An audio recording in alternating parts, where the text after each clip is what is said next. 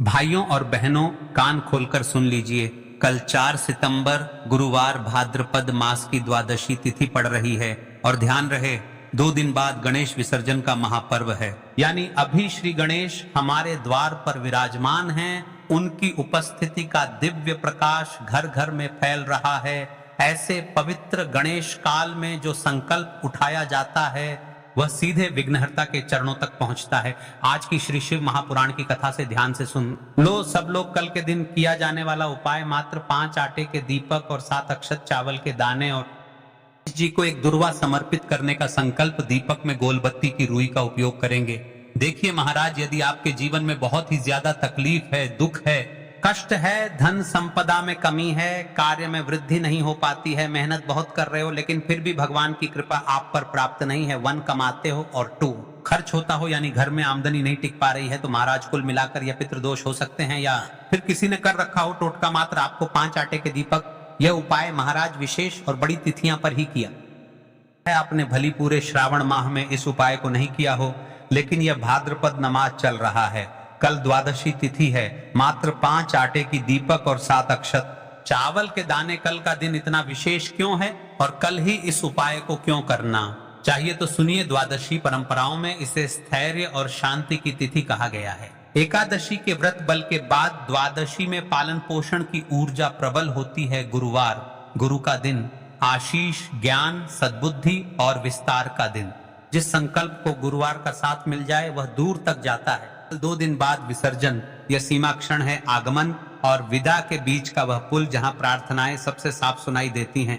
अब जो मांगो वह योग्य कर्म के साथ जुड़कर स्थायी फल दे सकता है। इसीलिए कह रहा हूं, अगर पूरे वर्ष यह नहीं कर पाए तो आज चूकना मत।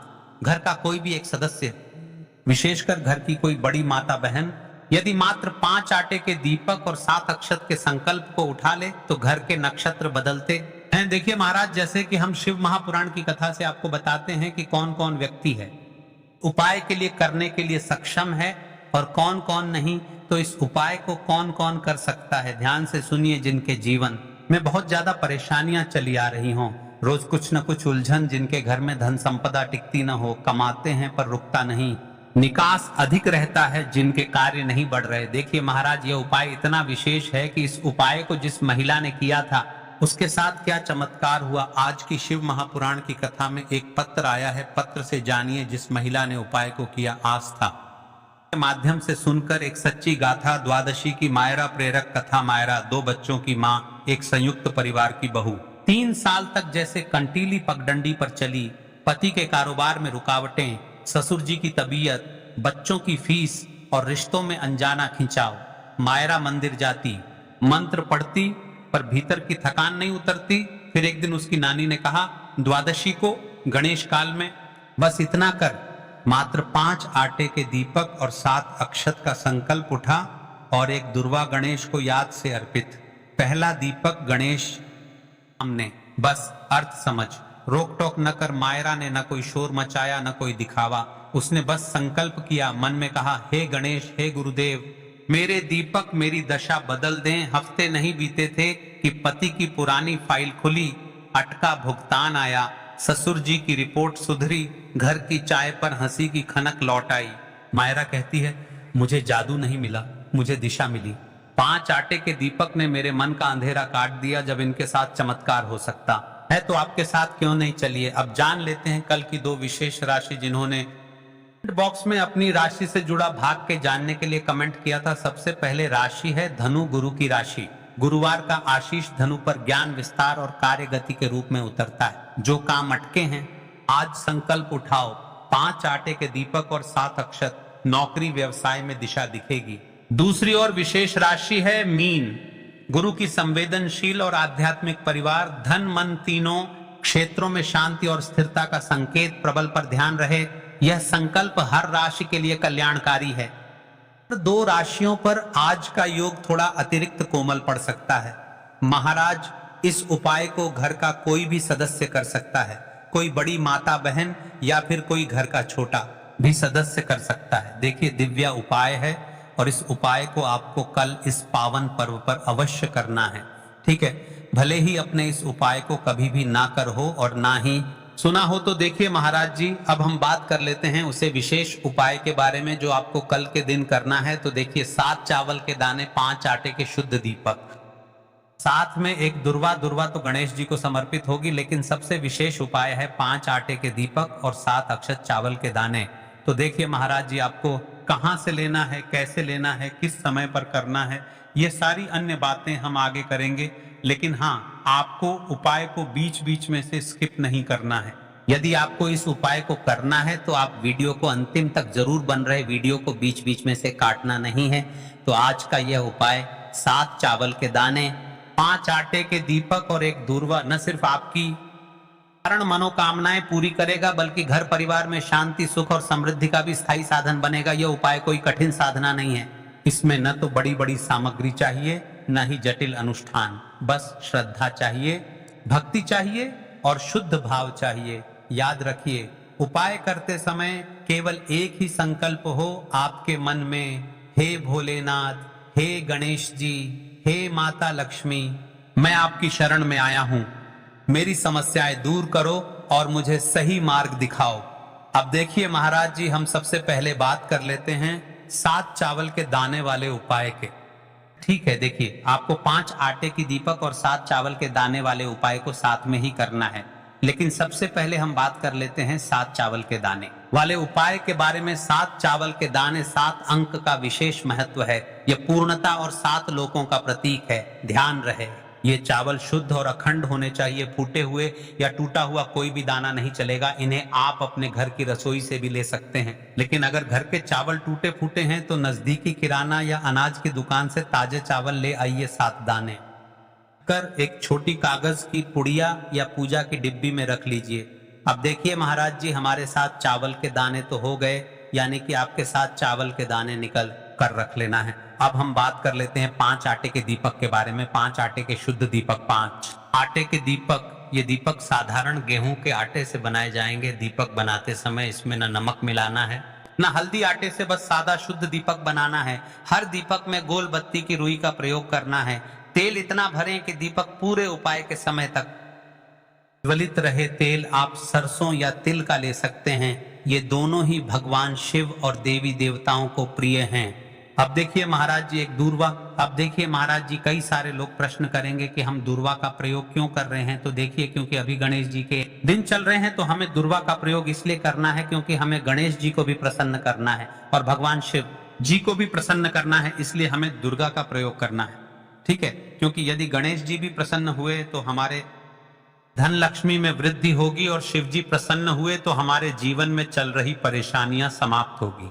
ठीक है।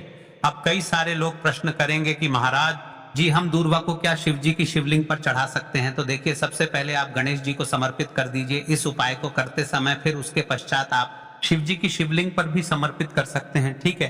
तो देखिए, दूर्वा गणपति जी को अत्यंत प्रिय है। यह आपको मंदिर के बाहर या अपने आंगन बगीचे में मिल जाएगी। अगर ना हो तो पूजा की सामग्री बेचने वाली दुकान से भी मिल सकती है। एक दूर्वा पर्याप्त है, लेकिन अगर संभव हो तो गणेश जी को 21 दूर्वा चढ़ाना अत्यंत शुभ होता है। जेके महाराज जी, यदि आप इस उपाय को कर रहे हैं तो क्या आप कोई अन्य सामग्री लेकर जा सकते हैं। कई सारे लोगों के मन में यहाँ प्रश्न भी रहता है। तो देखिए, इन उपायों को तो करना ही है। बाकी यदि कोई अन्य सामग्री लेकर जाना चाहते तो वह भी लेकर की जा सकता है। यदि आप सुबह के समय इस उपाय को करोगे तो को सबसे पहले एक लोटा जल अवश्य लेकर जाना है। सबसे पहले महादेव की शिवलिंग पर आपको 1 लोटा जल समर्पित करना है, क्योंकि सुबह का समय है, इसलिए शिव जी की शिवलिंग पर जल चढ़ेगा। उसके पश्चात हमें इस उपाय को करना है। अब जैसे कि कोई अन्य सामग्री लेकर के जाना चाहता है, बेलपत्र, पुष्प, चंदन या धूप अगर आप साथ ले जाना चाहें तो और भी उत्तम, पर याद रहे यह सिर्फ अन्य सामग्री है। मुख्य सामग्री सिर्फ 7 चावल, 5 आटे के दीपक, दूर्वा ही है। कि महाराज जी, हम सबसे पहले बात कर लेते हैं 5 आटे के दीपक बनाने की विधि, यानी कि आपको क्या क्या सामग्री मिलनी है और क्या नहीं मिलनी है। कई सारे लोग गलत तरीके से भी बनाते हैं। तो देखिए, आप सबसे पहले गेहूं के आटे को एक साफ बर्तन में लीजिए। इसमें पानी डालकर हल्का सा गूंथ लीजिए। ध्यान रहे, आटा बहुत सख्त भी ना हो और बहुत ढीला भी ना हो। अब इससे 5 छोटे दीपक बनाएं। दीपक बनाने का भाव होना चाहिए, हे प्रभु, ये दीपक मेरे जीवन के अंधकार को मिटाने के लिए हैं। हर दीपक के बीच में जगह ये ताकि उसमें रुई की बत्ती रखी जा सके। अब रुई से 5 गोल बत्तियां बनाइए दीपकों में, बत्तियां रखकर उन्हें तेल से भर दीजिए। तेल इतना होना चाहिए कि जब तक आप पूरा उपाय कर लें दीपक जलते रहें। ध्यान रहे दीपक टूटे नहीं और बराबर आकार के हों। इन दीपकों को एक साफ थाली या पत्तल में रखकर पूजा सामग्री के साथ मंदिर ले जाइए। विशेष ध्यान दें, आटे के दीपक बनाते समय हल्दी या नमक का प्रयोग बिल्कुल न करें। दीपक बनाते समय मन में शिव जी का नाम लें, ओम नमः शिवाय का जप करते रहें। ये दीपक ही इस उपाय की आत्मा है, क्योंकि इन्हीं से आपकी मनोकामनाएं पूर्ण होंगी। अब देखिए महाराज जी, हम बात कर लेते हैं एक निश्चित समय के बारे में, यानी कि आपको सुबह के समय उपाय करना है या प्रदोष काल के समय करना है, क्योंकि मेरी अन्य मात्राएं बढ़ाने रहती हैं जो सुबह के समय उपाय करना चाहती है, लेकिन उनके पास समय नहीं रहता है, तो मैं प्रदोष काल के समय भी कर सकती है। तो देखिए उपाय का सही समय भक्तों, कोई भी उपाय तभी सिद्ध होता है जब वह सही समय पर किया जाए। इसलिए आज मैं आपको बहुत बताऊंगा कि यह उपाय कब और कैसे करना है। सुबह का समय, सबसे पहले हम इस समय के बारे में बात कर लेते हैं। प्रातः काल का समय शिव पूजन और उपाय के लिए सर्वश्रेष्ठ माना गया है। आप सुबह 7 बजे से 12 बजे के बीच इस उपाय को कर सकते हैं। अगर आपके पास जल्दी का समय है तो 7 से 8 बजे के बीच करना सर्वोत्तम है। सुबह सबसे पहले शिवलिंग पर जल चढ़ाया जाता है, इसलिए इस उपाय की शुरुआत भी जल से ही होगी। अब महाराज जी, हम बात कर लेते हैं विशेष प्रदोष काल के समय के बारे में। काल का समय कई माताएं बहनें या घर के लोग सुबह के समय व्यस्त रहते हैं। ऐसे लोग इस उपाय को शाम के समय प्रदोष काल में कर सकते हैं। प्रदोष काल का समय साधारण सूर्यास्त से लगभग 2 घंटे पहले से 1 घंटे बाद तक माना जाता है। इस उपाय के लिए शाम 5 से 7 बजे तक का समय बहुत शुभ है। बरसात के मौसम में 7:30 या 8 बजे तक भी किया जा सकता है, लेकिन यह ध्यान रहे कि कई मंदिर 8 बजे बंद हो जाते हैं। अब यहीं पर कई सारे लोग हमसे ही प्रश्न कर लेते हैं, आज जी आप ही बता दीजिए कि सबसे उत्तम समय कौन सा है। तो देखिए कौन सा समय चुने। अगर आप दोनों उपाय 7 चावल और 5 दीपक साथ करना चाहते हैं तो सुबह का समय चुने। अगर आप केवल दीपक वाला उपाय करना चाहते हैं तो प्रदोष काल का समय भी उत्तम है, लेकिन यदि मनोकामना की पूर्ति और संपूर्ण फल की इच्छा रखते हैं तो सुबह का समय सबसे श्रेष्ठ रहेगा। अब चलिए, जैसे ही हमारी पूजा की सामग्री तैयार हो जाती है, अब हम उपाय करने के लिए तैयार है। अब हमें शिव मंदिर में जाकर के इस को करना है। तो देखिए, सबसे पहले मंदिर की चौखट पर माथा टेकें और विनम्र भाव से प्रवेश करें। मन में संकल्प लें, हे शिव शंकर, मैं अपनी श्रद्धा और भक्ति के साथ यह उपाय करने आई हूँ।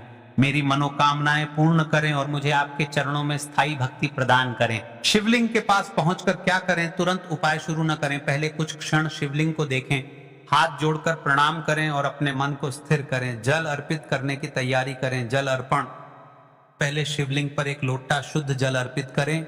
जल में अगर आप चाहें तो चंदन, पुष्प, अक्षत या गंगा जल मिला सकते हैं। यह जल अर्पण अनिवार्य है, क्योंकि शिव जी को प्रातः काल सबसे प्रिय यही है। यदि आपके पास बेलपत्र, पुष्प, धूप आदि हैं तो जल अर्पण के बाद चढ़ाएं, लेकिन याद रहे मुख्य उपाय सिर्फ 7 चावल के दाने और 5 दीपक का है। अब महाराज जी, हम सबसे पहले बात कर लेते हैं 7 चावल के दाने वाले उपाय के बारे में। ठीक है, सबसे पहले आपको इस उपाय को करना है, फिर उसके पश्चात हम बात करेंगे आटे की दीपक के बारे में। 7 चावल के दाने, चावल कहां से रखें? अपने साथ जो 7 चावल के दाने लाए हैं उन्हें एक छोटी डिब्बी, कागज की पुड़िया या कटोरी में सुरक्षित रखें। यह दाने आपके उपाय का मूल आधार हैं, इसीलिए ध्यान रहे कि यह गिरे नहीं या टूटे नहीं। चावल चढ़ाने का क्रम, सबसे पहले शिवलिंग के पास स्थित गणेश जी की मूर्ति या गणपति स्थान पर एक चावल का दाना चढ़ाएं। इसके बाद शेष 6 दाने एक एक करके शिवलिंग पर चढ़ाएं। हर बार चढ़ाते समय मन ही मन ओम नमः शिवाय का जप करें। जब 7वां दाना तब संकल्प लें, भोलेनाथ, यह 7 दाने 7 लोकों, 7 जन्मों और 7 दुखों को दूर करने के लिए अर्पित कर रही हूं। मेरी सभी बाधाएं दूर हों। चावल चढ़ाते समय ध्यान रखने योग्य बातें, आपके मन का भाव शुद्ध होना चाहिए। उपाय के समय मन ही मन सिर्फ शिव जी का नाम लेना है। आसपास क्या हो रहा है, किससे क्या मिल रहा है, इस पर ध्यान न दें। विशेष सावधानी, कई बार लोग मंदिर जाकर दूसरों से बेलपत्र या फूल मांगते हैं। ऐसा न करें। आपको जो सामग्री चाहिए वह आप अपने साथ लेकर ही जाएं। करने से आपकी भक्ति और भी सशक्त होती है और शिव जी को हमारे इस प्रसन्न चैनल को करने में लाइक करें, विलंब नहीं सब्सक्राइब होता। करें, कमेंट करें। देखिए महाराज जी, अब हमारा 7 चावल के दाने वाला उपाय पूर्ण रूप से यहाँ पर हो जाता है। अब हम बात कर लेते हैं 5 दीपक वाले उपाय के बारे में। दीपक उपाय करने का सही स्थान, ये उपाय सदैव शिव मंदिर में करना सर्वोत्तम माना गया है। यदि आपके आसपास मंदिर ना हो तो आप घर में भी इसे कर सकते हैं, लेकिन उस स्थान को पहले गंगा जल से शुद्ध कर लें और वहां भगवान शिव का चित्र या शिवलिंग रखें। मंदिर में करने से सीधा दैविक आशीर्वाद है, क्योंकि वहां पंच तत्व से अभिषिक्त शिवलिंग और पुरोहितों के मंत्रोच्चार का प्रभाव भी मिल जाता है। दीपक जलाने का दिशा नियम, दीपक सदैव पूर्व या उत्तर दिशा की ओर मुख करके जलाना चाहिए। शिवलिंग के दाईं ओर रखना विशेष फलदायी माना गया है। यदि घर में कर रहे हैं तो दीपक को शिवलिंग चित्र के बिल्कुल सामने रखें। दीपक में प्रयोग होने वाले तत्वों का महत्व, सरसों का तेल नकारात्मक ऊर्जा को नष्ट करता है और परिवार से दरिद्रता हटाता है। तिल का तेल पितृदोष और काल सर्प दोष के शमन में सहायक, सर्वश्रेष्ठ, क्योंकि इसे देवताओं का प्रिय आहुति कहा गया है। यह लक्ष्मी कृपा को आकर्षित करता है। लौंग बत्ती, यदि आप दीपक में लौंग डालकर जलाते हैं तो यह ग्रह बाधाओं और शत्रु बाधाओं को शांत करता है। कपूर, दीपक के साथ कपूर की आहुति देने से तुरंत नकारात्मक ऊर्जा जलकर राख हो जाती है। अब देखिए महाराज जी, दीपक प्रज्वलित करते समय आपको क्या करना चाहिए, इसे कम से कम 11 बार जपें। यदि समय और शक्ति है तो 108 बार जपें। मंत्र जपते समय मन में अपनी समस्या, इच्छा या संकल्प स्पष्ट रखें। उपाय, सबसे बड़ी बात देखिए महाराज जी, आपको उपाय करते समय किन किन चीजों का ध्यान रखना है, क्या क्या सावधानियां रखनी है। उपाय करते समय किन किन बातों का ध्यान रखना चाहिए। दीपक जलाते समय मन एकाग्र रखें। मन में क्रोध, ईर्ष्या या चिंता न लाए। दीपक जलते समय कभी भी उसे फूंक मारकर न बुझाएं। यदि बुझाना हो तो लकड़ी चम्मच से धीरे से बुझाएं। दीपक जलाते समय जूते चप्पल उतारकर ही स्थान पर जाएं। यदि घर में उपाय कर रहे हैं तो दीपक ऐसी जगह जलाएं जहां बच्चे या जानवर उसे गिरा न दें। बुझने तक उसके सामने कोई अपशब्द या नकारात्मक बात न करें। दीपक का उपाय संध्या काल, प्रदोष काल में करना सर्वश्रेष्ठ है। यदि विशेष कार्य सिद्धि के लिए कर रहे हैं तो प्रातः काल, ब्रह्म मुहूर्त या संध्या काल, दोनों समय दीपक जलाना चाहिए। जैसे ही आप यह उपाय को कर लेते हैं वैसे ही आप शिव जी को प्रसन्न कर लेते हैं। महाराज जी, इस उपाय को करने से आखिर क्या होगा, आखिर हमारे जीवन में क्या बदलाव आएगा? तो देखिए, आपके जीवन क्या बदलाव आएगा, आपको क्या क्या लाभ मिलेगा, कान खोलकर सुन लो आप सब। घर से नकारात्मक ऊर्जा और दरिद्रता का नाश होता है। व्यापार में लाभ और रुकी हुई धनराशि वापस मिलती है। विवाह में आ रही बाधाएं दूर होती हैं। ग्रह दोष और पितृदोष का प्रभाव कम होता है। मनोबल और आत्मविश्वास बढ़ता है। घर परिवार में शांति और आपसी प्रेम बढ़ता है।